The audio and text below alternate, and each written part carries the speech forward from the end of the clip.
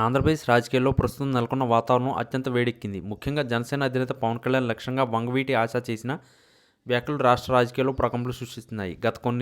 గత ఎన్నికల ఫలితాల తర్వాత పవన్ కళ్యాణ్ సాధించిన విజయాన్ని ఆమె తీవ్రంగా విమర్శించడమే కాకుండా అది నైతిక విజయం కాదని, కుల సమీకరణాల విజయం అని తేల్చి చెప్పారు. పవన్ కళ్యాణ్ గెలుపు వెనుక ఉన్న వ్యూహాలను ప్రశ్నిస్తూ ఆమె సంధించిన ప్రశ్నలు ఇప్పుడు సోషల్ మీడియాలో వైరల్ అవుతున్నాయి. కాపు సామాజిక వర్గాన్ని కేవలం రాజకీయ లబ్ధి కోసం వాడుకున్నారని, తన సొంత ప్రయోజనాల కోసం కులాన్ని అడ్డం పెట్టుకుని అధికారాన్ని దక్కించుకున్నారని ఆమె ఆరోపించారు. ఒక కులాన్ని అడ్డం పెట్టుకుని గెలిచినప్పుడు దాన్ని నిజమైన విజయంగా ఎలా భావిస్తారని పవన్ కళ్యాణ్ను ఆమె సూటిగా ప్రశ్నించారు. ప్రజలందరి మద్దతుతో గెలిచిన వ్యక్తిగా కాకుండా ఒక వర్గానికి ప్రతినిధిగా మిగిలిపోయారని విమర్శించారు. వంగవీటి కుటుంబానికి కాపు సామాజిక వర్గంలో ఉన్న ఆదరణను దృష్టిలో ఉంచుకుని చేసిన ఈ వ్యాఖ్యలు రాజకీయ వర్గాల్లో పెద్ద చర్చకు దారితీశాయి. గతంలో వంగవీటి రంగ ఆశల కోసం పోరాడిన వారంతా నేడు పవన్ కళ్యాణ్ వైపు చూడడంపై ఆమె అసహనం వ్యక్తం చేశారు.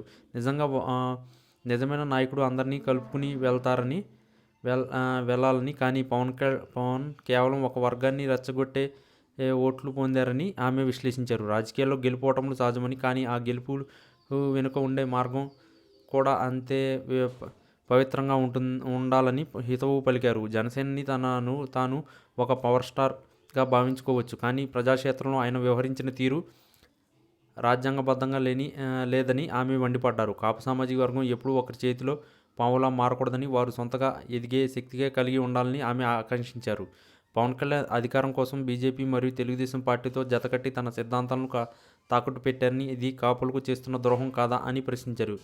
గెలిచిన తర్వాత కూడా కాపుల సంక్షేమం గురించి మాట్లాడకుండా కేవలం అధికార పంపకాలపై దృష్టి పెట్టారని విమర్శించారు. ఈ ఒక సామాజిక వర్గాన్ని కేడర్గా వాడుకుని వారిని ఓట్లు యంత్రాంగంగా మార్చడం రాజకీయ నేరమని ఆమె స్పష్టం చేశారు. పవన్ కళ్యాణ్ విజయం కేవలం అంకెల విజయం మాత్రమేనని, ప్రజా హృదయాలను గెలుచుకున్న విజయం కాదని వంగవీటి ఆశ అభిప్రాయపడ్డారు. రాజకీయ పోరాటంలో నిజాయితీ ఉండాలని, కుల సమీకరణాలతో ఆడే ఆటలు ఎక్కువ కాలం సాగవని హెచ్చరించారు. ఈ పరిణామాలు జనసేన శ్రేణుల్లో కూడా కొత్త అయోమయాన్ని సృష్టించాయి. వంగవీటి ఆశ చేసిన ఈ ఘాటు విమర్శలకు జనసేన నాయకులు ఎలా స్పందిస్తారో చూడాలి.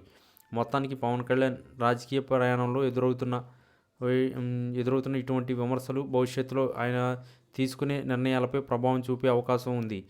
కుల రాజకీయం అనేది ఎప్పుడు రెండు వైపులా పదును ఉన్న కత్తి లాంటిదని, దాన్ని వాడేటప్పుడు చాలా జాగ్రత్తగా వాడాలని ఆమె పవన్ను ఉద్దేశించి వ్యాఖ్యానించారు. ఈ విమర్శలు కేవలం వ్యక్తిగతమైనవి కావని, రాష్ట్ర ప్రజల ఆలోచనలకు ప్రతిబింబమని ఆమె పేర్కొన్నారు.